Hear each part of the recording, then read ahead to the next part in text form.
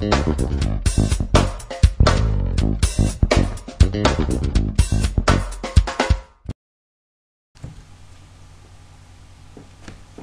to videa, kde si ukážeme, jak spustit Arch Linux pod VirtualBoxem. Můžete to zkusit i normálně pod osobním počítačem, ale pro dnešní tutoriál si to ukážeme pod VirtualBoxem. Takže v první řadě budeme potřebovat internetový prohlížeč.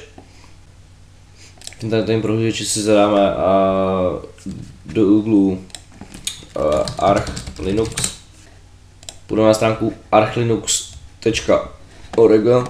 Stránka bude v popisku videa. Tady klikneme na download. Zde si můžete stáhnout buď torrent nebo magnet, nebo to stáhnete přímo z directu. Když si beru wpsfree.cz a zde Arch Linux 2014.02.01 ISO. Dám uložit soubor. Soubor se mi uloží a mezi tím půjdeme na virtualbox.org, kde si stáhneme VirtualBox, tady se downloads a zde je VirtualBox 4.3.6 Windows host, takže tady klikneme a uložíme soubor. Počkáme na stažení obou souborů a budeme pokračovat. Po stažení VirtualBoxu můžeme VirtualBox nainstalovat.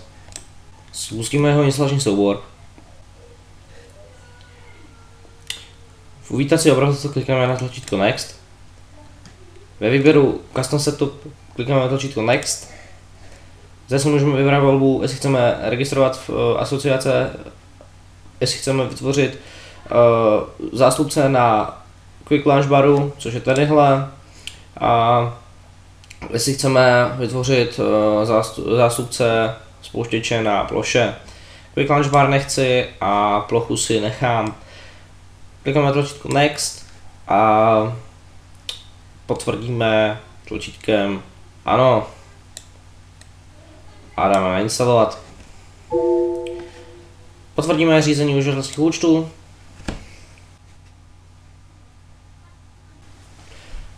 Chci to nainstalovat zařízení, ovladače, takže všechno povolíme, dáme nainstalovat a vidíme, že už se nám nainstaloval VirtualBox, že se nám vytvořil zástupce na ploše. Chvíli počkáme.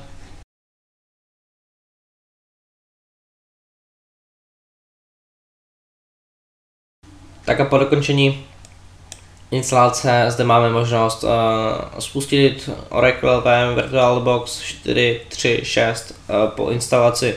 To zatím odklikneme a dáme Finish. Tak. Můžeme spustit VirtualBox a dáme nový. Zde si napíšeme název Arch 60x64, aby se nám vlastně přidala 64-bitová verze, a jestli chcete 32-bitovou, tak sem napíšete 32, nebo to nemusíte psát nic. Dáme další, vybereme možnost operační paměti, zvolím 1 GB, dám další, vytvořit existující pevný disk, VDI, dynamicky alokované, a velikost vyberu třeba 80 GB vytvoříme a máme vytvořený virtuální stroj. Nemůžeme ho ještě spustit, musíme tam vytvořit bootovací médium, takže půjdeme do nastavení, zde vybereme obrazovka, velikost videopaměti dáme na maximum, úložiště a řadič IDE, tady je pod tím disk, tadyhle vybereme ikonku disku a dáme vybrat soubor s obrazem virtuálního CD DVD. Já to najdu ve stažených a tadyhle Arch Linux. Je to ISO soubor, takže potvrdíme a spustíme virtuální stroj. A zde dáme nezobrazovat tuto zprávu. A vidíme zde, že se nám Arch Linux nabootoval, takže v mém případě použijeme boot Arch Linux krát 8664 a chvíli počkáme na nabootování.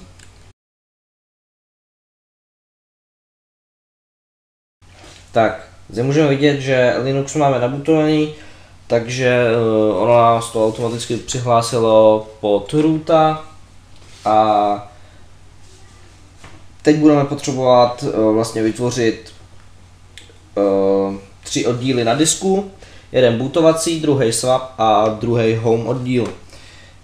Takže v první řadě budeme potřebovat příkaz ping, jestli nám funguje internetové připojení.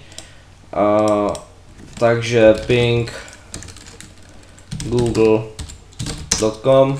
Tak vidíme, že ping nám funguje, takže zrušíme Ctrl+C. Jestliže nám to nefunguje, tak můžeme použít, u Wi-Fi to většinou nefunguje, většinou LAN to bere samotný a Wi-Fi nefunguje, takže můžeme použít příkaz Wi-Fi menu. Tak a jelikož jsme ve virtuálním stroji, takže Wi-Fi menu tam není. Za další, jestli nám funguje internetové připojení, tak budeme potřebovat v případě, že nechcete psát na anglické klávesnici, tak budeme potřebovat zapnout českou klávesnici a to příkazem load keys cz _QERTZ. Tak, můžeme vidět, že nám česká klávesnice funguje, příkazem clear vyčistíme a můžeme pokračovat. Na rozdělený disku použijeme příkaz cf disk a vytvoříme si nový partition primární a velikost partitionu dáme například já nevím, například 10 GB, 10 GB a vytvoříme boot. A teď vytvoříme novej a to bude swap, což bude nějaký, dejme tomu 2 GB. Zvolíme typ 82 a tadyhle uděláme primární oddíl a jakože home oddíl. Použijeme ročko write, napíšeme yes, jakože jestli chceme zapsat data na disk. Tak CF disk můžeme zavřít a teďka připojení oddílů a připojení swapu. Takže mkfs.ext4, což je vlastně souborový systém na dev/sda1. Tak.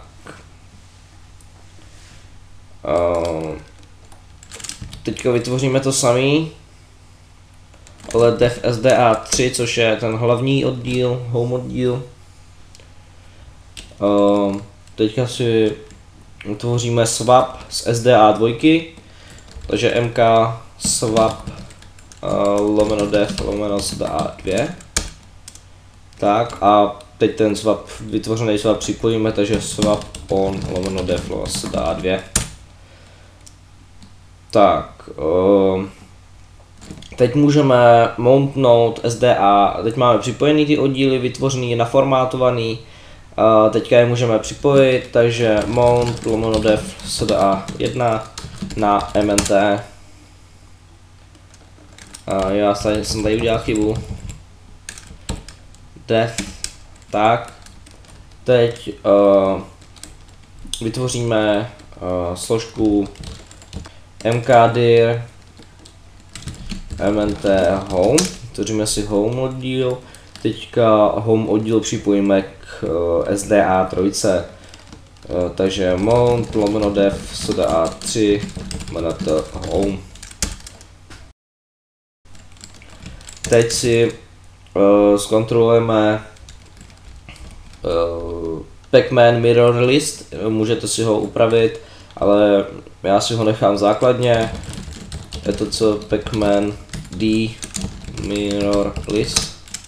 Tak tady jsou servery, ze kterých to vlastně cucá ty data, bere to z nich repozitáře a tak dále, je jich tady strašně moc, jsou tady z různých států, takže myslím, že České je tady jenom jeden, takže je možný všechno smazat a použít jenom ten jeden, je to na vás, já to nechám takhle, takže Ctrl X.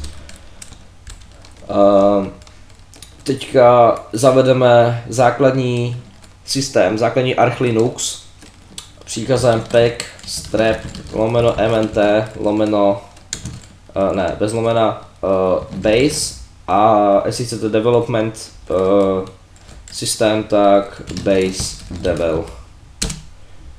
Počkáme, synchronizuje se nám core, synchronizuje se nám extra a po chvíli to začne instalovat základní systém. Po dokončení instalace základního systému se zase ozvu.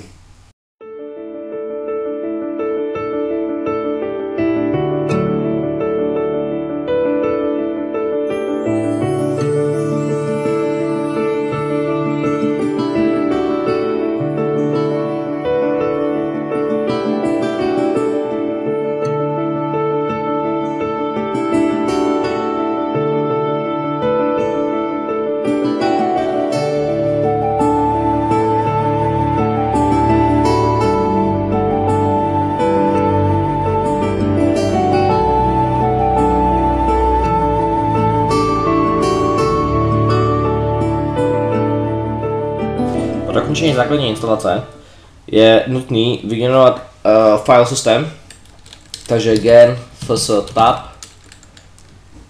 lomeno mnt do mnt atc fstab. Tak, teďka se podíváme do fstab, jestli tam je.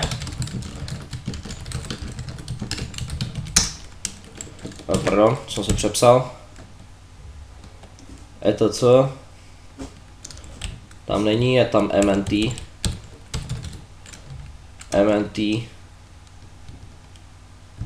atc. Tak, je to tady. Takže Ctrl X. Super. Teďka arch root mnt. Tak, tady jsme jakoby v shellu, nebo jak bych to vysvětlil. A základní věc, kterou musíme udělat, je změnit si heslo.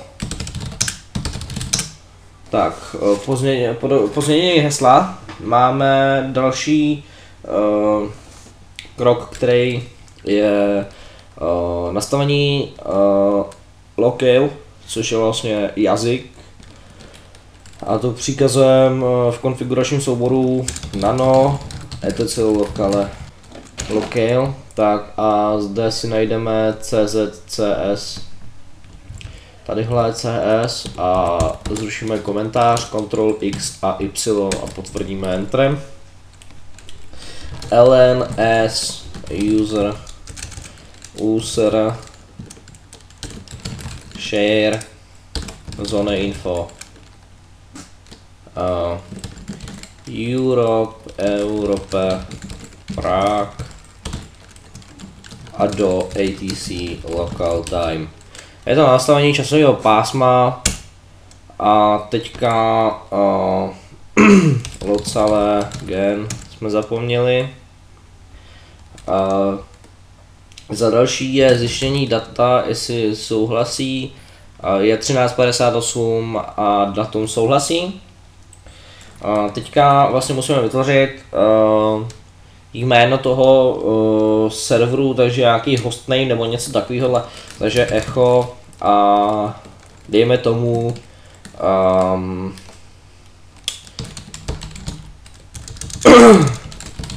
tak a potřebujeme to přidat do hostname, ATC hostname. Aby se nám celý systém po rebootu dokázal zavést, tak potřebujeme nějaký zavaděč. V případě nějakého Linuxu je to group, takže ho nainstalujeme příkazem pacman s grab BIOS. potvrdíme Enterem nebo Y, počkáme na stažení a potom musíme nainstalovat a potom nakonfigurovat ten grab, potom vytvořit konfigurák a unmountovat. Takže pustíme se do instalace toho grabu, který jsme si teďka stáhli, a to příkazem grab install a kam ho chceme nainstalovat. Je nutný tadyhle napsat /dev SDA, nikoliv SDA1, SDA2 nebo SDA3 nebo nějaký X prostě. Jo, samotně /dev SDA potvrdíme. Já jsem tadyhle omylem napsal nějaký znak, no teď by to mělo fungovat. Nainstaluje se nám grab a napíše nám to hlášku installation is finished. Instalace byla dokončena. No error reported, nebyly nalezeny žádné erory, to je super, dobrá zpráva. A teďka vytvoříme mk init pio linux. Tak tadyhle vlastně vytvoříme si nějakou základní strukturu, nebo jak bych to řekl, konfigurák nebo něco takovýhodle, grubu. A tadyhle máme warning, chybí firmware pro modul AIC94XX a potom SMS MDTV. Myslím, že to jsou Bluetoothčka nebo něco takovýhodle. Teďka není podstatný, to se potom doinstaluje přes Yard. Dál, co budeme potřebovat, vytvoření group mkconfig, takže group mkconfig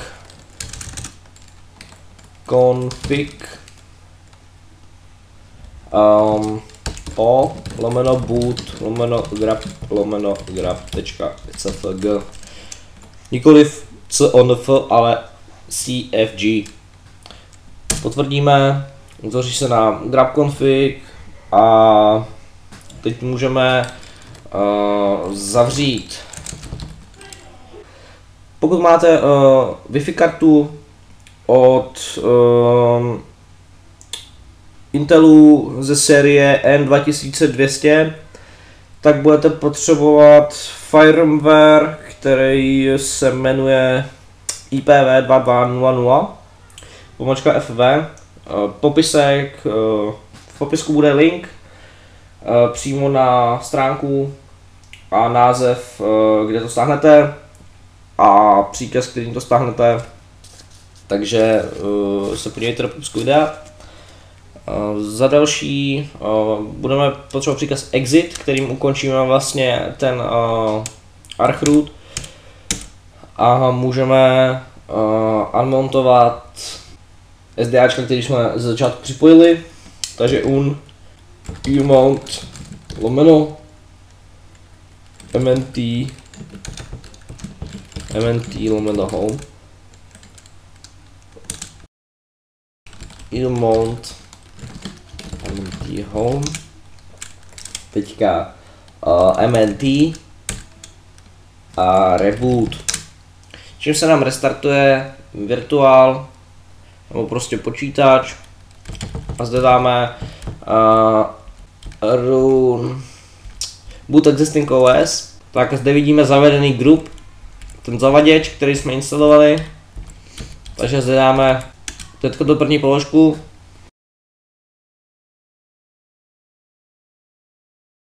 Tak spustilo se nám virtuální konzole, máme zde hostname a login, takže se přihlásíme jako root a heslo, který jste si zadávali při rootu, takže se přihlásíme. Po přihlášení máme už nainstalovaný kompletně Arch Linux, ale jenom vlastně nějakou tu konzolovou verzi, a bude potřeba nainstalovat grafický prostředí, jestli to chcete používat jako pro desktop. Pingneme si nejdřív, jestli nám funguje ping. Takže ping google.com. Tak, nemohlo nám to najít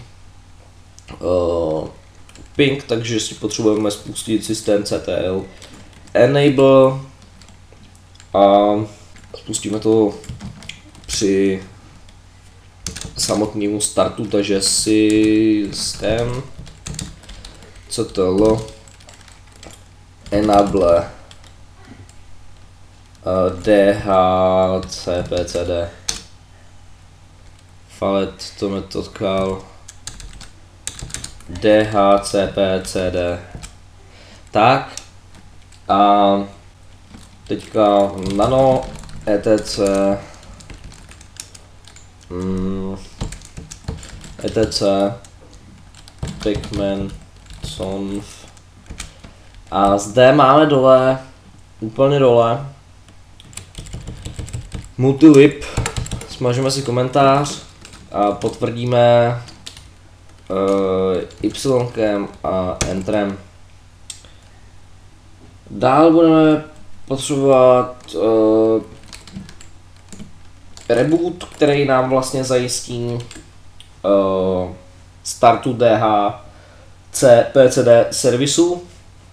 A mezi tím, co to rebootujeme, si můžeme zároveň odstranit ISO obraz z VirtualBoxu nebo vyjmout USB klíč, CD z mechaniky nebo tak.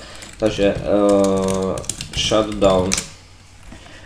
Tak, vidíme zde, že systém nám pracuje, že se vlastně vypíná, takže můžeme zapnout VirtualBox, nastavení, úložiště, tadyhle ten Arch Linux a můžeme odebrat disk z virtuální mechaniky, případně odebrat disk přímo z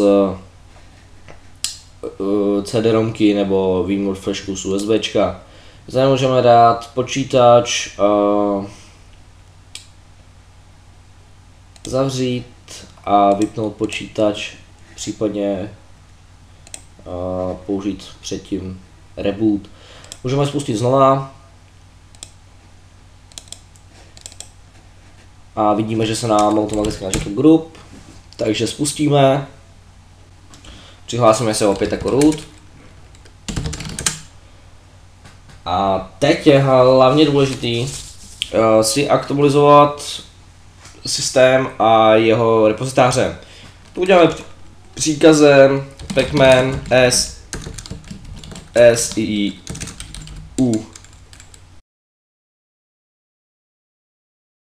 Tak vidíme, že máme všechno nainstalované a there is nothing to do, není nic k aktualizaci, super.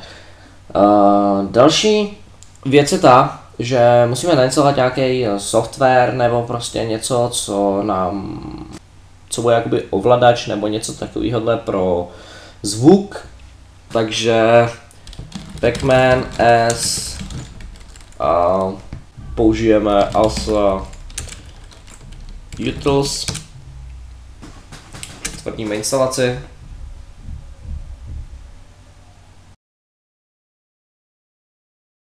Takže po dokončení stažení a instalace ALSA Tools je ALSA pustíme a to příkazem ALSA Mixer. Zde máme master si dáme naplno a escapem končíme. Můžeme příkaz clear a momentálně si nastavíme sudo, aby jsme si mohli přidat normálního uživatele. Takže editor rovná se nano, použijeme nano editor, visudo. Tak a zde máme roota a první wheel od začátku prostě odkomentujeme, použijeme Ctrl X, Y a Enter. Zde můžeme přidat user add m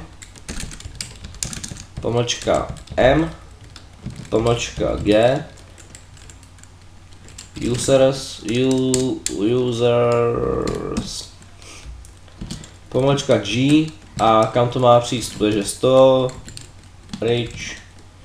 storage power wheel network s bin bash lomeno bin bash a zde si můžeme napsat uživatelský jméno, takže přidáme si tam třeba uživatele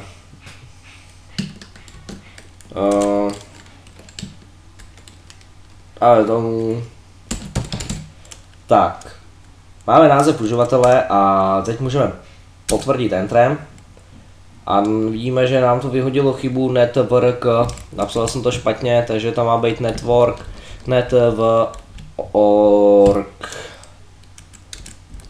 work, tak. Username, takže to musí být malý. Tak vidíme, vytvořilo se nám to super. Teďka musíme nainstalovat nějaký to grafický prostředí. Celkově si máme dost grafických prostředí na výběr, a to například GNOME, můžeme zvolit XFC4, můžeme zvolit LXDE, KDE, Cinnamon a tak dále. Rozhodně do popisku vám dám link na James Hartera, který, nevím jestli to vyslovu dobře, ale když tak se mu omlouvám, ale rozhodně si myslím, že stojí za zmínku ty jeho videa, který natáčí, protože natáčí prohlídku prostředí, různých prostředí, co se týče Linuxu, takže tam si můžete vybrat a po případě prohledat repozitáře Arch Linuxu a potom nainstalovat. Pro tenhle tutoriál si zvolíme prostředí GNOME, takže budeme potřebovat příkazy pacman s a teďka název balíčku. Pacman je vlastně příkaz pro instalaci balíčků z oficiálních repozitářů, takže budeme potřebovat nainstalujeme si jakoby display manager, takže xorg, mesa, libgl, potom budeme potřebovat xf86 input edf a potom ještě ttf ms fonts.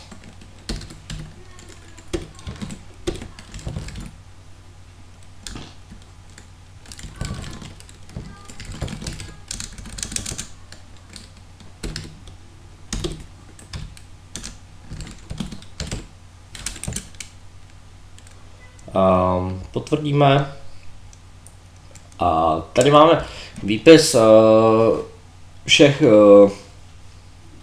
balíků Xorgu. Aspoň tady vidíme jenom Xorg a nějaký video input, takže všechno to bude nainstalovaný. Tady 77 položek a Enter pro nainstalování všech, takže zvolíme Enter. A Enter Selection Default All, v mém případě je to 1.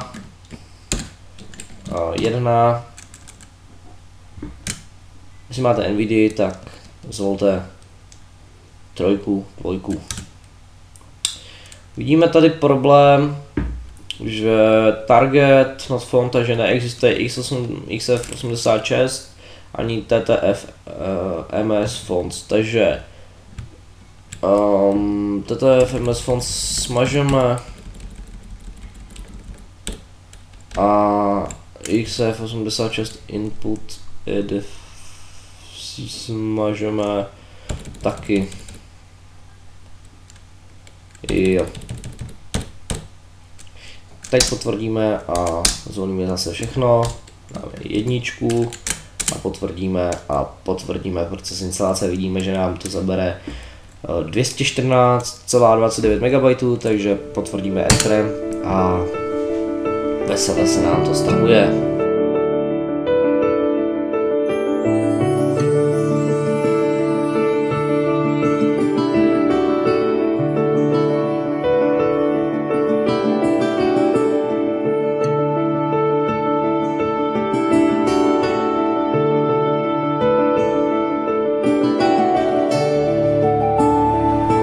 Takže po dokončení instalace GNOME a Xorgu Mesy a ostatních balíčků, třeba nějaký login manažer nebo window manager, a případně GNOMu je to nečekaný GDM a páně sledujeme opět příkazem pacman s GDM. Tvrdíme instalaci.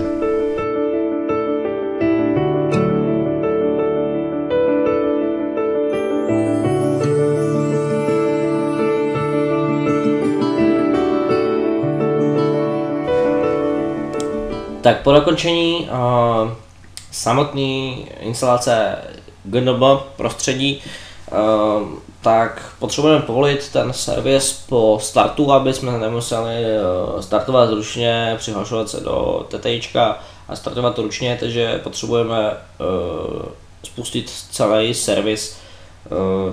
To GDM potřebujeme spustit při startu, na to uděláme příkazem system ctl enable GDM. GDM se nám spustí a teď můžeme rebootovat. Samotně po rebootu by nám měla naběhnout už to prostředí GDM. Neměli bychom se přihlašovat tadyhle do konzole, ale už se bude přihlašovat do GDM, kde vlastně po přihlášení nám naběhne už samotný GNOME a jeho všechny apky. Tak, vidíme zde, že nám naběhlo prostředí GNOME, jenomže je tu s tím problém, že nepřidalo to semka uživatele, takže dáme not listed, přihlášíme se jako a heslo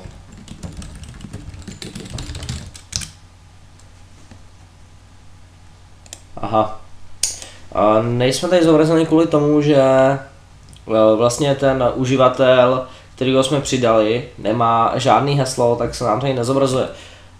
Takže dáme Ctrl Alt F1 nebo F2, přihlásíme se jako root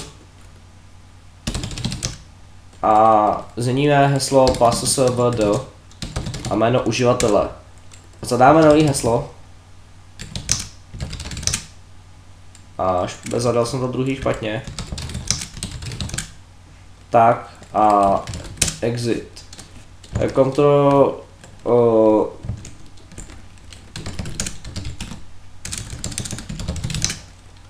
ještě to rebootujeme.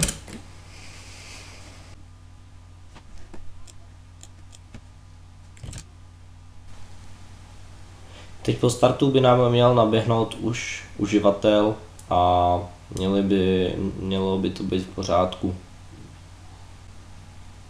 Tak, zde vidíme, že nám naběhnul uživatel GDM, takže klikneme na uživatele, zadáme heslo a potvrdíme Enterem a jsme přihlášení v GNOMu. Tak a samotný Arch Linux a prostředí GNOME máme nainstalovaný. Doufám, že se vám tenhle tutoriál líbil a zatím se s vámi loučím u příštího videa.